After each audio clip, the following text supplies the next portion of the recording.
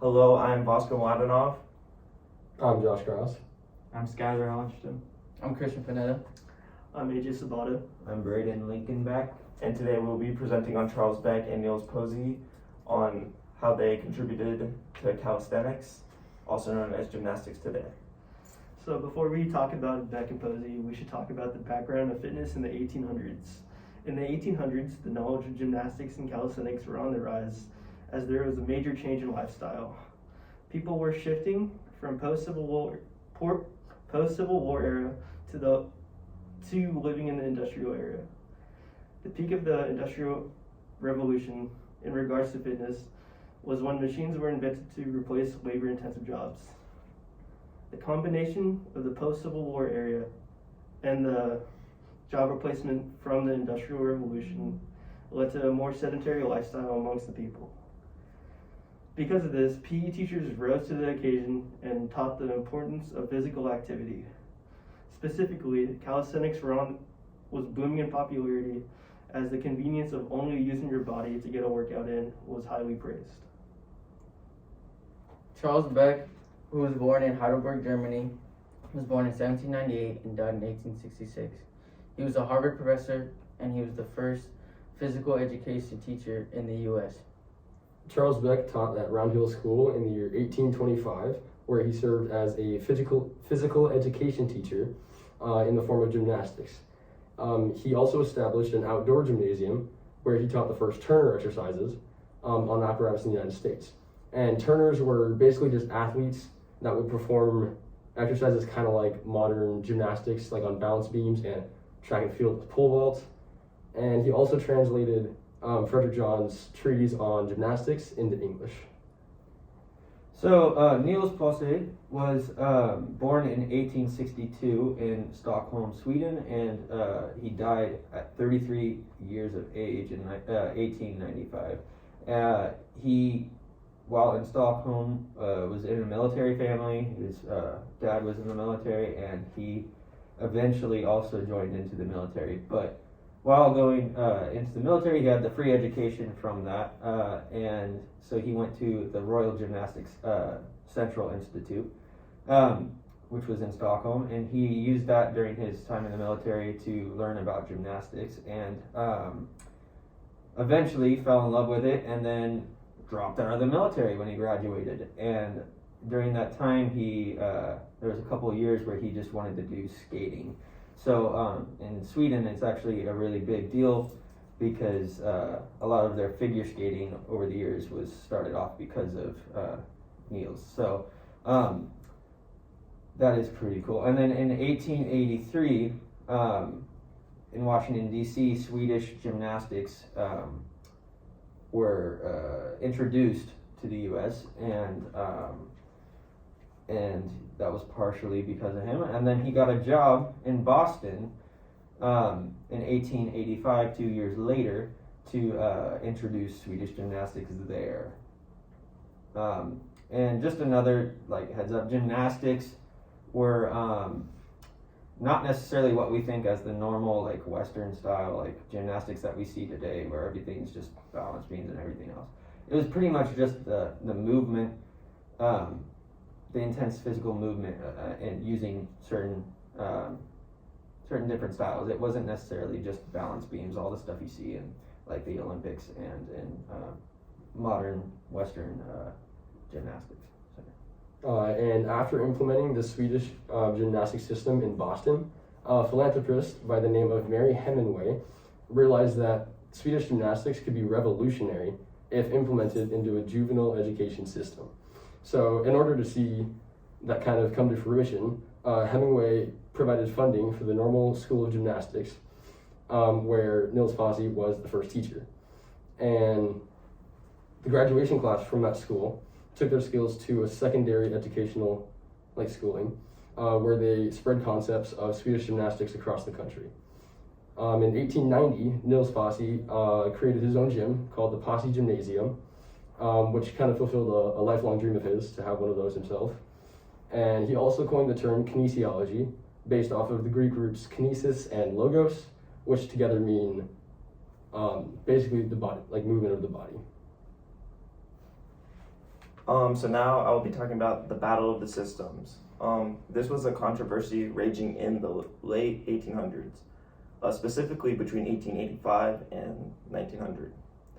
It was a leading topic for discussion amongst physical educators, of which system of gymnastics could provide the most unified national program, and which system of gymnastics was the most appropriate at that time for the people in the United States. It was between the German side of gymnastics, which was associated, of course, with Charles Beck, and then the other half being the Swedish side, which was associated with Nils Posse. It was more than just those two, though. There was also the Hitchcock's program, there was the Sargent system, and association gymnastics. Each individual section had its own benefit and purpose.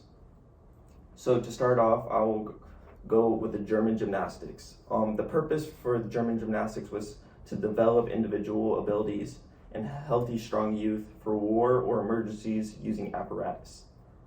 While for the Swedish gymnastics, they promoted health, correct expression, and beauty of performance using exact movement patterns. While for the other ones, like Hitchcock's program, they emphasized hygiene through required exercises with light apparatus. And Sargent system, they provided individualized exercises on exercise machines. And then the last one, association gymnastics, they contributed to the development of the overall person. So with all these purposes, they all had their own goal and mindset. But America decided to use a combination of these. So most of the colleges at the end of the 1800s included German and Swedish gymnastics in their physical education programs. But they also borrowed from the other ones, such as Hitchcock's program, and they used the principles of Sargent's system and used their exercise machines. But how does it affect us today? During the 1800s, American physical education and military physical training were both being influenced by German and Swedish methods. Through each region, both systems were heavily influenced, and there was no winners through any of the systems. As results, America decided to combine both of the methods into one physical education. And America found a similarity between all the systems, where they had one goal, which is to encourage physical exercise and helpful knowledge into daily routines. And this positively affected women programs, added new equip to Olympics, and increased the amount of kids taking gym class in public school. In conclusion, physical fitness changed drastically throughout the 1800s and 1900s thanks to gymnastics. Physical educators came into play, bringing new methods for physical education. During the year 1825, Charles Beck became the first physical educator in the United States at Round Hill School. In 1885, Nils Posse introduced Swedish gymnastics to Boston, Massachusetts. Along the line, he opened up his gym in 1890 called Posse Gym. Meanwhile, fuming behind the scenes was a battle of the systems. Later on, the United States chose to infuse both German and Swedish gymnastics into one whole system. Today, we now use these systems for children, as it allows any age, gender, and ability level to participate in gym class.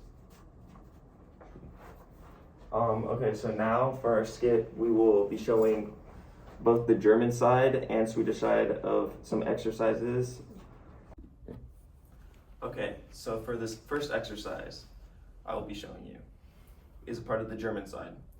It is mostly for your arm strength and core. So to do it, get down on your hands and knees, okay? And so you get your knee or your elbows, you put them in between your legs, okay? So it's like you're like a frog, and then you kind of go up. So then you have to lift yourself on your hands like this. So that's pretty much the first exercise. It's pretty hard. I'm not used to it. So that's the first exercise. And so for our second exercise, AJ will be doing step downs. So I will be showing him. He is my student. So you stand up on an elevated surface. It doesn't have to be a chair, just anything. So you stand up and you go down like this. Maintain balance, go back up. Both legs. Your turn. Can you hold the chair?